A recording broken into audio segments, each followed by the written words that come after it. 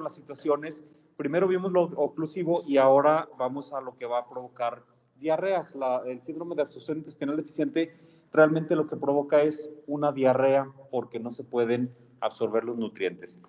Se define como como la imposibilidad de absorción de nutrientes, ya sea de manera parcial o de manera completa, y la absorción intestinal de los líquidos y los electrolitos es un proceso complejo que está regulado por múltiples factores, desde la digestión, la superficie de absorción, las enzimas, los transportadores de membrana, y entonces en cualquiera de ellos podemos nosotros tener alteraciones que nos lleven a una dificultad en la absorción, pero con la consecuente respuesta final que es la imposibilidad de absorción. Hay ocasiones en que en este síndrome de malabsorción el problema es el gluten, por ejemplo, que es uno de los que por una sola sustancia tenemos una alteración de la absorción total, no absorbemos ni líquido, ni electrolitos, ni vitaminas, ni grasas, nada se absorbe por una sola sustancia. Hay algunos otros que son nada más la falta de absorción de una sola sustancia o sustancias que se pueden parecer. Entonces, pueden ser selectivas, pueden ser parciales o pueden ser totales, como esa enfermedad celíaca que acabamos de decir. O selectivas, como la intolerancia a la lactosa o a la fructosa, donde nada más lo que nos falta es una sola enzima. Entonces, decíamos, se define como aquella situación donde hay incapacidad del tubo digestivo de absorber los nutrientes, en especial los lípidos. La situación aquí está en que cuando nosotros detectamos que el paciente está teniendo falta de absorción, ahorita que veamos las pruebas terapéuticas, las pruebas diagnósticas que podamos hacer, vamos a encontrar que hay algunas muy difíciles, muy complejas, elaboradas, carísimas, pero que finalmente si nosotros vemos nada más que el paciente no está absorbiendo grasa, con eso ya sabemos que el paciente tiene un síndrome de absorción intestinal deficiente.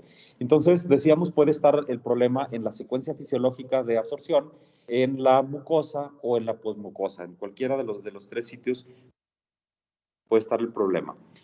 La epidemiología varía de acuerdo al sitio estudiado y de la categoría de que si estamos viendo nosotros las alteraciones parciales o las alteraciones totales. Varía tanto que, por ejemplo, en México se dice que no hay cifras reales. Ahorita vamos a ver que hay alguna cifra, por ejemplo, del espruno tropical. A nivel mundial se dice que el 5% de la población tiene cierto grado de alteración de la absorción. En Estados Unidos y en Europa Occidental, 1 de cada 300 a 500 personas desarrollan enfermedad celíaca, un número muy importante. Hablando de enfermedad celíaca, aquí en México antes se decía que no había celíacos, que todos eran casos importados. Sin embargo, ahorita que veamos las cifras del estudio mexicano, vamos a ver que sí hay incluso un gen que codifica para enfermedad celíaca en los mexicanos. Es tan variable la epidemiología que hasta el 20% de los pacientes con esteatorrea que hay en Ecuador tienen la presencia de sprue tropical o de intolerancia o imposibilidad de la absorción secundaria a una infección. En México, hablando de ese estudio de enfermedad celíaca, se vio que 1 de cada 37 sujetos sanos, o sea, fue así como si llegáramos aquí y les dijéramos, nos permiten tomarle una muestra de sangre nada más para saber cómo está su IgA contra las TTGs, y entonces 1 de cada 33 mujeres y 1 de cada 27 hombres resultó con anticuerpos contra se me fue el nombre de lo que era el trigo. El gluten, exactamente, contra el gluten. Entonces, esa es la epidemiología.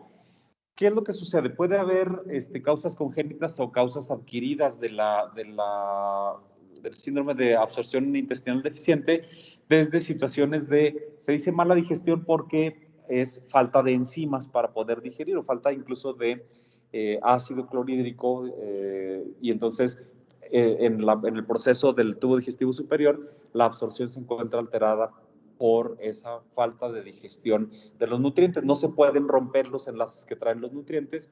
No se puede hacer, por ejemplo, si tenemos problemas en las sales biliares, no vamos a tener la saponificación la grasa y por lo tanto no vamos a poder absorberlo. No tenemos la lactasa, por ejemplo, y entonces no se rompen los enlaces de los disacáridos para que se forme un monosacárido y se pueda absorber bien a nivel intestinal.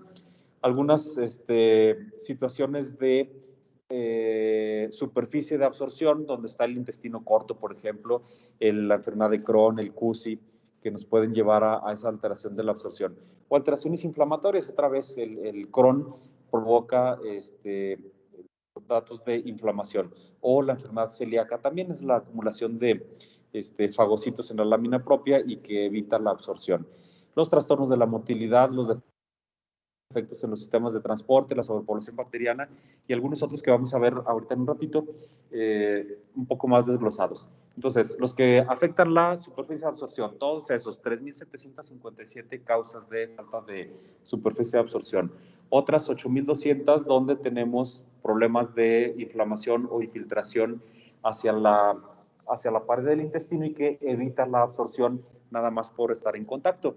O algunas enfermedades infecciosas como yardiasis. La yardia, recuerden ustedes que llega, se pone, sobre todo en el intestino delgado, llega y se pone a comer ahí en la mucosa y evita que exista contacto entre los nutrientes y la mucosa, y eso es lo que va a llevar a cabo la falta de absorción.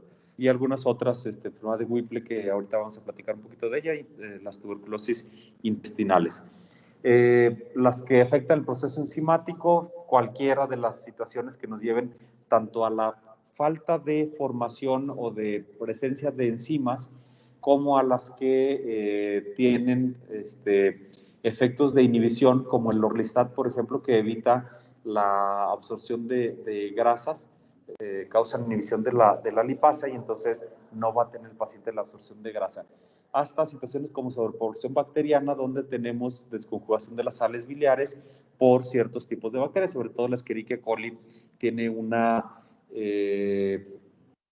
capacidad de revertir el proceso de unión de las bilirrubinas a través de la 5-DP glucoroniltransferasa con el ácido glucurónico, rompe el enlace y lo hace al contrario.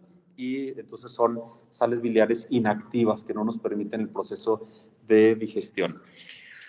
Uy, se ve bien chiquita esta, pero bueno, otras que causan con sobrepoblación bacteriana, las, fíjense aquí, que causan hipomotilidad, las digestivas asociadas a sobrepoblación y otras. Bueno, pero eso ya lo habíamos comentado. Y las misceláneas, donde vienen las linfangiectasias, por ejemplo, el paciente que tiene insuficiencia cardíaca, ese paciente no va a poder, por más que tenga enzimas, superficie de absorción, los nutrientes como deben ser, si ya no puede transportar más allá del polo vascular del enterocito, entonces se va a manifestar como problema de absorción también, cuando tenemos una insuficiencia cardíaca, sobre todo derecha.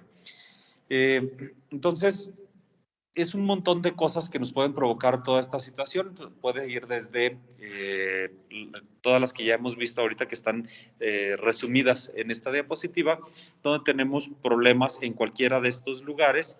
Y entonces, hablando así casi de cada una de ellas, decimos que las enzimas, pues bueno, si no tenemos la enzima que cataliza el proceso de absorción de cierto nutriente, pues no se va a absorber. Ejemplo, la lactosa. Si no tenemos lactasa, recuerden que nacemos con una cantidad específica de lactasa y que cuando nos la terminamos nos volvemos intolerantes, pero hay gente que nace ya sin la enzima. Entonces, no tenemos esa enzima, no podemos tener absorción de ese nutriente. Como ese nutriente se queda en el intraluminal, lo vuelve pesado y eso provoca que exista primero salida de líquido del enterocito hacia la luz intestinal, para tratar de llevar un equilibrio. Recuerden, en la fisiología del intestino delgado debe haber un equilibrio entre lo que hay en el intraluminal, lo que hay en el enterocito y lo que hay en el polo vascular. Si no logramos tener un equilibrio, cualquiera de ellos tiene que buscar la formación de ese equilibrio. Entonces, aquí sucede que no podemos absorber por falta de una enzima, se queda en el intraluminal, está pesado, hay que sacar líquidos y electrolitos para regular el equilibrio y eso provoca entonces una diarrea osmótica.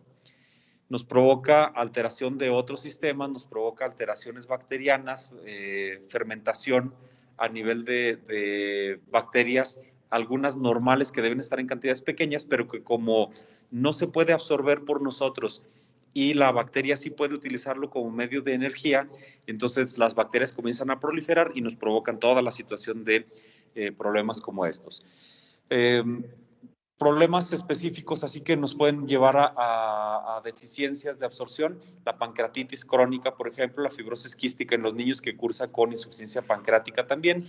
Entonces, si no tenemos enzimas pancreáticas, no se pueden romper los enlaces y no nos funcionan. Cuando hay alteraciones en el metabolismo de las sales biliares, ya sea por reducción de su síntesis en el paciente hepatópata, cuando están inactivadas por acción bacteriana en el intraluminal, o cuando se eliminan muy fáciles cuando hacemos resecciones del hilo terminal, o cuando tenemos ileitis por radiación, cuando tenemos ileitis de Crohn, por ejemplo, no se van a poder absorber y no se completa el ciclo enterohepático de las bilirrubinas, y eso lleva a alteración de la absorción. Las sobrepoblaciones bacterianas por diferentes causas, desde alteraciones estructurales en el tubo digestivo, divertículos, por ejemplo, queda un saco ciego y eso provoca proliferación de las bacterias en ese sitio. Alteraciones anatómicas de divertículos duodenales o yeyunales, obstrucciones del intestino delgado, como en los síndromes adherenciales, en la enfermedad de Crohn, algunas neoplasias infiltrativas, por hipomotilidad solamente en las alteraciones. Por ejemplo, hablábamos nosotros de gastroparesia, pero también hay paresia del intestino delgado en el paciente diabético mal compensado, y eso provoca también alteración de la motilidad, y el efecto de barrido que tiene esa motilidad altera la calidad y cantidad de bacterias que viven en el tubo digestivo. Y los pacientes con cirrosis hepática, con inmunodeficiencias, también cursan con sobrepoblaciones bacterianas.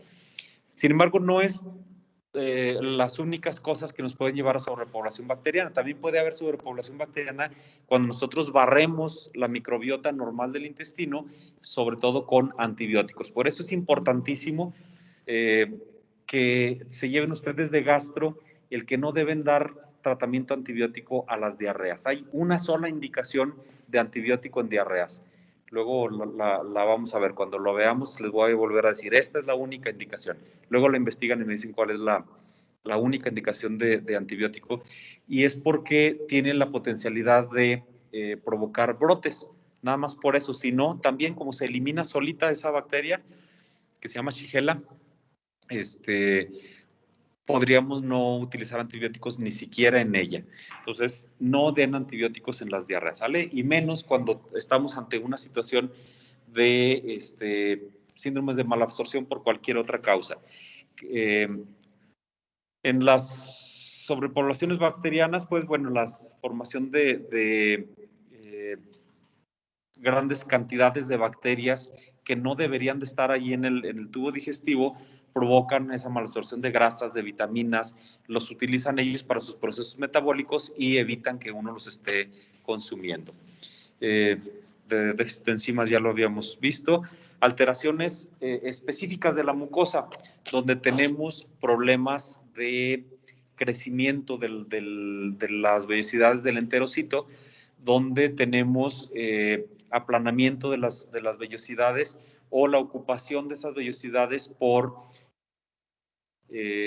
parásitos, por ejemplo, y la yardia, ya lo habíamos dicho, los estrongiloides, que llegan y aunque tengamos buena superficie de absorción, ellas están tapando el sitio donde tenemos esto. Entonces, todas estas situaciones de la mucosa provocan edema y provocan la desaparición de las vellosidades, entonces no hay superficie que pueda absorber.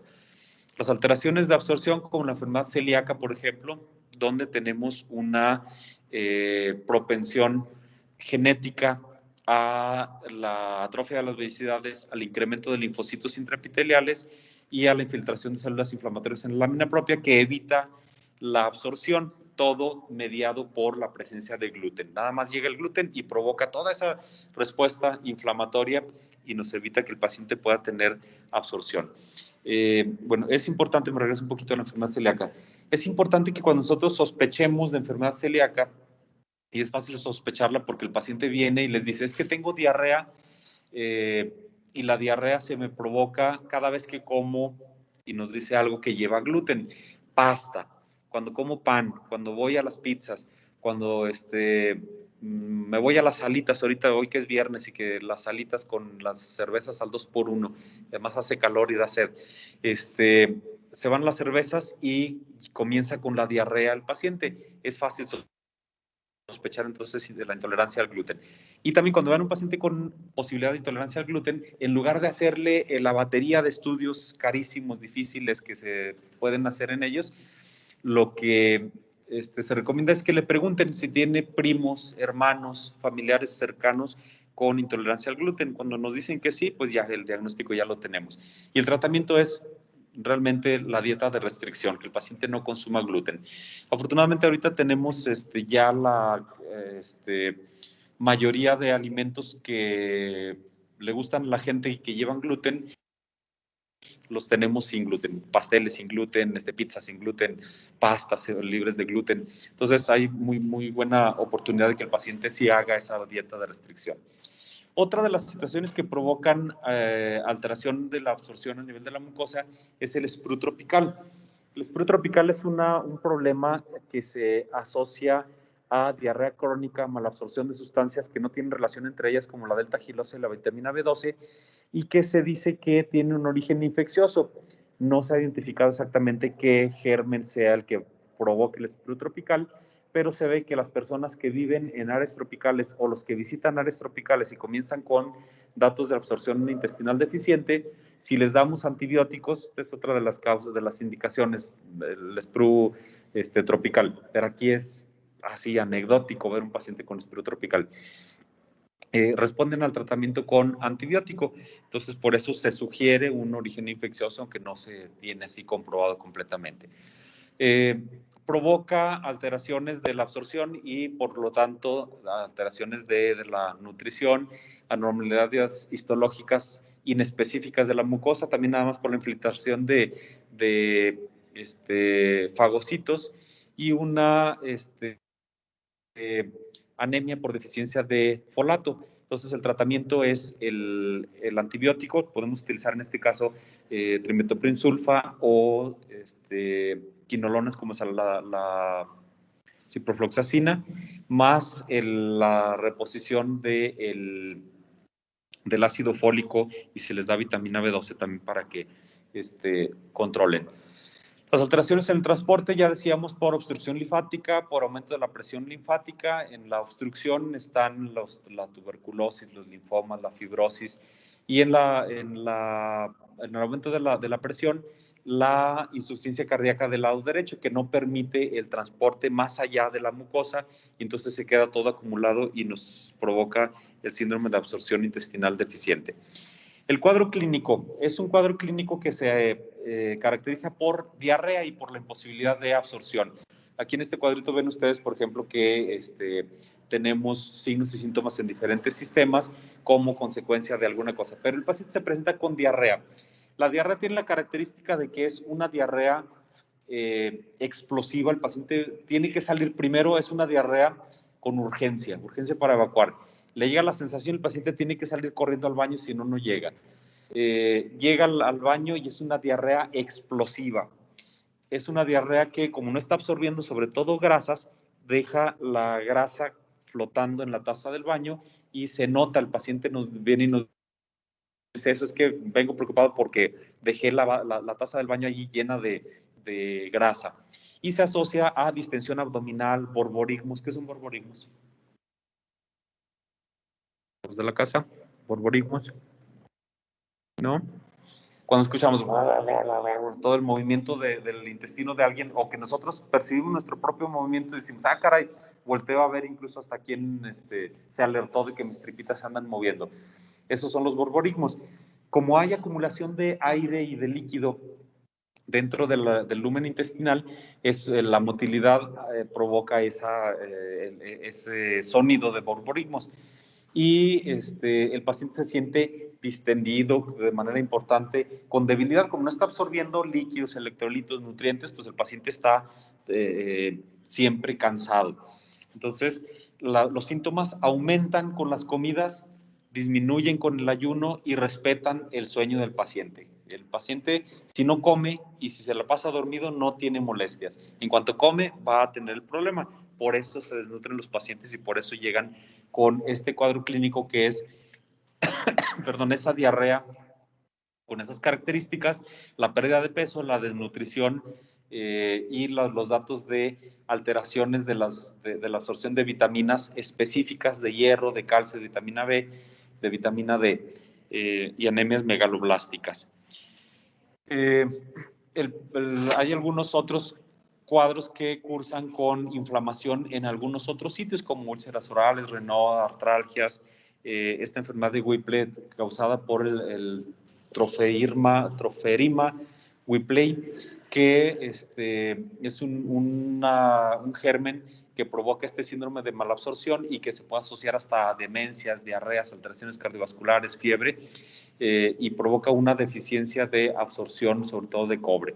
Entonces, estas situaciones pueden verse así, desde cosas leves, donde el paciente lo asocia eso al gluten, a la fructuosa, a la galactosa, y entonces, bueno, a la lactosa más bien, y hasta situaciones tan graves y tan complejas como estas que acabamos de ver ahorita. El diagnóstico, ¿cómo llegamos al diagnóstico del síndrome de absorción intestinal deficiente? Pues con una buena historia clínica. El paciente puede hablarnos o puede buscarnos porque tiene diarrea, pero cuando nosotros le preguntamos acerca de esa diarrea, las características, cuándo se presenta, si está todo el día, cuántas evacuaciones tiene el paciente, y cuando comenzamos a ver que se asocia específicamente a después de los alimentos, con algún alimento específico, que tenemos eso, la distensión, los borborigmos, las avitaminosis, etcétera, entonces comenzamos a sospechar nosotros que el paciente tiene ese síndrome de absorción intestinal deficiente. La revisión minuciosa de nuestro paciente para la búsqueda de, sobre todo, las complicaciones que hemos hablado. Y entonces podemos comenzar a hacer algunos exámenes, algunos que se llaman de rutina en absorción intestinal deficiente, donde tenemos que ver, tendríamos de manera ideal que ver cómo está la actividad del jugo gástrico, de la bilis, de la secreción pancreática. Pero ustedes pídanle aquí en Aguascalientes a un laboratorio que les determine actividad del jugo gástrico y se les va a quedar así viendo y les va a decir, ¿y es cómo se hace? ¿Con qué muestra? ¿Cómo tomo la muestra? ¿Cómo le voy a saber cómo está la actividad? Son pruebas muy específicas, especiales, que se hacen realmente en centros de concentración. Se puede buscar la capacidad de absorción del intestino delgado para nutrientes específicos o la determinación de cuantificación de grasa en heces, que es lo más fácil, nada más con que le hagamos un coprológico general al paciente y nos dice que contiene grasa. Y a veces no necesitamos tanto hacerle estos tipos de exámenes porque el paciente ya nos dice que está teniendo evacuaciones con grasa. Lo que sí deberíamos de hacer es una biometría hemática, tiempos de coagulación, pruebas de función hepática, determinación de grasas en la sangre, determinación de electrolitos, de folato y de vitamina B12. Con eso nos damos cuenta nosotros de cómo anda la repercusión, porque a lo mejor el diagnóstico ya lo tenemos, no está absorbiendo, tiene la diarrea, tiene todo el cuadro clínico, pero entonces tengo que saber qué tanto me ha afectado. Entonces, si en la biometría hemática, si encuentro la anemia megaloblástica, pues entonces tengo que comenzar a hacer el tratamiento de ella. Y el coprológico con cultivo y un coproparasitoscópico, pensando en que en nuestro medio no va a ser lo común la enfermedad celíaca, sino que van a ser las enfermedades infecciosas o la porción bacteriana, por ejemplo, o las parasitarias. El paciente se presenta con ese síndrome de malabsorción y en el coproparasitoscópico me determinan que hay quistes de Yardia lamblia, entonces ya sé dónde está el problema, ya sé cuál es el tratamiento de los antiparasitarios. ¿De acuerdo? Entonces, aquí en este cuadrito, luego lo leen con más tranquilidad, con más detenimiento, nos habla de el tipo de estudio, por ejemplo, la determinación de betacarotenos, dice que es muy confiable y nos permite identificar la cantidad de grasa en heces y por lo tanto el grado de alteración de absorción que tiene el paciente, la delta-gilosa en orina, etcétera. Todos ellos dichos por los gastros que están, y la guía de práctica clínica está hecha por los gastros que están en centros de concentración, Instituto Nacional de la Nutrición, el General de México, el ABC. Entonces, para lo normal que ve uno acá, entonces no nos funcionan todas esas pruebas. Pero de repente hay que saberlas para cuando les pregunten en algún examen. Lo mejor es lo de la delta gilosa. Es así para que se lo lleven ahorita ahí guardadito en la mochila, la delta gilosa. ¿Qué estudios de imagen podemos hacer en el paciente con alteración de la absorción? Pues puede ser desde placas simples de abdomen, ultrasonido, tomografía, resonancia. No a todos les vamos a hacer todo esto. Por ejemplo, si el paciente tiene una yardiasis, no le voy a andar haciendo una resonancia magnética del intestino para diagnosticar yardiasis, ni siquiera se van a ver las yardias allí. Entonces, llegamos a estos estudios cuando ya determiné que el paciente sí tiene su anemia megaloblástica, ya vi que no tiene parásitos, sobre todo pensando aquí en nuestro medio, y entonces necesito buscarle alguna otra causa del problema de absorción y me doy cuenta entonces que el paciente sí tiene predisposición a la enfermedad de Crohn, por ejemplo, y entonces allí sí le tendría que hacer primero las placas de abdomen, luego una tomografía para identificar los hallazgos de enfermedad de Crohn. En algunos de ellos, cuando sospecho que el problema está en sales biliares o en páncreas, entonces una endoscopía, una CEPRE, la determinación específica de las enzimas pancreáticas, y si el paciente en la historia clínica me dice que ha tenido pancreatitis de repetición o que es diabético de larga evolución, pues entonces así como tiene la alteración en la parte endocrina del páncreas, también puede tener la alteración en la parte exócrina. Entonces, depende de todos los estudios, sobre todo de los hallazgos que tengo en la historia clínica y de la sospecha de cuál de todas las situaciones que vimos es la que me está llevando a que el paciente no absorba los nutrientes. El tratamiento entonces también depende de eso. No hay un tratamiento para todos los síndromes de malabsorción, sino que si el problema es por deficiencia de sales biliares, démosle sales biliares al paciente. Si tiene deficiencias enzimáticas, démosle las enzimas que le faltan. Si es por sobrepoblación bacteriana, antibióticos. Si es por sprue tropical, antibióticos y ácido fólico. Si es por enfermedad celíaca, quitarle el gluten al paciente. Entonces, los antidiarreicos nos pueden servir, sin embargo, si no tengo posibilidad de absorber, por más que yo le dé algo que le paralice el intestino al paciente, no, tampoco va a seguir absorbiendo. Cuando tengo las alteraciones de absorción selectivas, de repente los antidiarreicos sí nos sirven porque permiten que el resto de nutrientes estén más tiempo en contacto con la mucosa y por lo tanto se puedan absorber más fácil. Pero no es, los antidiarreicos también, recomendación, no den tampoco antidiarreicos en las diarreas. Mejor los probióticos, mejor los simbióticos, ni antibióticos ni antidiarreicos. El tratamiento nutricional es importante porque nos permite mejorar las condiciones del paciente y se recomienda que el paciente esté comiendo cantidades pequeñas durante todo el día, sobre todo nutrimentos que se absorben muy fácilmente. Debe masticar bien los alimentos para que todas las fases de la nutrición, desde la fase desde la cefálica, cuando pienso en comer, luego la oral, cuando lo mastico y lo salivo, y luego ya cuando pasa el resto del tubo digestivo, se vayan llevando a cabo de una mejor manera y esté más tiempo el alimento en contacto con enzimas que nos ayuden a mejorar todo esto. Se pueden utilizar suplementos nutricionales orales, se pueden utilizar nutrición enteral específica o parenteral cuando el problema está tan grave que el intestino de veras no absorbe nada, entonces nutrición parenteral. Evitar bebidas demasiado azucaradas, demasiado calientes, demasiado frías. Evitar más de una bebida con cafeína al día. Y ahí viene el problema porque el paciente dice, sí, no, me tomé un café y 4 tés. Pues el té también trae cafeína. Entonces, no sé por qué me dio más la diarrea. Entonces, es esa situación. Evitar las azucaradas, utilizar soluciones de hidratación oral como el Vidasuero oral, cualquiera de los sueritos que venden en la farmacia se pueden utilizar para tratar de hidratar mejor al paciente. Eso sí, cuando tenemos imposibilidad de absorción de algunas cosas específicas, de repente líquidos y electrolitos sí se pueden reponer más fácil. O bien internar al paciente y hidratarlo por vía intravenosa y utilizar la nutrición parenteral. Como conclusión ya de nuestro tema, la absorción intestinal de líquidos, electrolitos, nutrientes es un proceso complejo, otra vez lo decimos, regulado por múltiples factores y cualquiera de ellos que se encuentre alterado nos va a llevar al síndrome de absorción intestinal deficiente, que se define como la disminución de la capacidad del tubo digestivo para absorber nutrientes de forma apropiada y que puede ser completo o puede ser parcial. O sea, no absorber absolutamente nada o no absorber específicamente alguna sustancia. Puede ser ocasionado por problemas congénitos, por problemas adquiridos y en ellos pueden estar algunos problemas propios del intestino o algunos problemas sistémicos incluso. La manifestación más importante es la diarrea crónica líquida, abundante, explosiva con esteatorrea, que se acompaña de pérdida de peso significativa y no hay una prueba estándar de diagnóstico. Se basa sobre todo en la sospecha clínica cuando hacemos la asociación. ¿Por qué vienes? Pues porque tengo diarrea con estas características.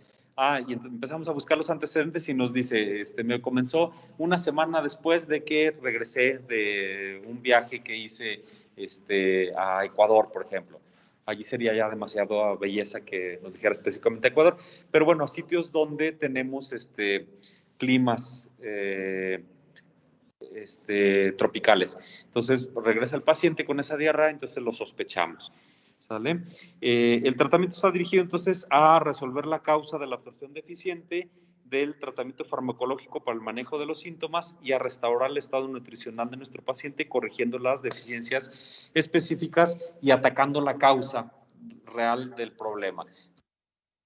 Si es Crohn, tratamiento del Crohn. Si es espruno tropical, la dieta de restricción. Si es espruno tropical, los antibióticos con el ácido fólico. Entonces, saber más o menos ante qué estamos y con eso vamos a controlar la situación. Para saber más de estas situaciones que nos causan diarreas, entonces veremos diarrea aguda y crónica. Ahorita estamos hablando de una causa de diarrea crónica, y lo vamos a volver a comentar. Pero entonces les dejo las preguntas para que leamos diarrea aguda y diarrea crónica. ¿Alguna pregunta o comentario hasta aquí? ¿Sí, Luis? Doctor, mencionó que cuando se ocupaba y se aplanaban las vellosidades provocaba edema, pero ¿el edema es intramural o es intraluminal? ¿O dónde? Es exactamente en la submucosa, es donde llegan realmente los fagocitos, se queda en la submucosa. Y es una situación parecida a la que sucede en el pulmón cuando nos hablaban del intercambio gaseoso. Con un poquitito que aumente la membrana alveolo-capilar, ya no se puede hacer el intercambio gaseoso. Pues acá también con un poco que se produzca de edema en un segmento de intestino, ya ese deja de absorber. Ok. Y dijo que no se daban antidiarreicos, ¿verdad? En diarrea. De preferencia no. Aquí ya lo dijimos, de repente los antidiarreicos nos ayudan en los síndromes de malabsorción, que son las sustancias específicas. Podemos utilizar de repente los antidiarreicos para dejar que el contenido intraluminal esté más tiempo en contacto con la mucosa y eso permita que se absorban algunos nutrientes. Por ejemplo, deficiencia de lactasa. Si le damos el antidiarreico, el sodio, el potasio, sí se pueden absorber más fácil y nada más lo único que no se va a absorber es la lactosa. Ok, muchas gracias. No, al contrario. ¿Alguien más de los que están aquí? ¿Nada? ¿Todo bien? Perfecto. Vámonos pues. Pórtense bien. Diarrea aguda y crónica en la siguiente sesión.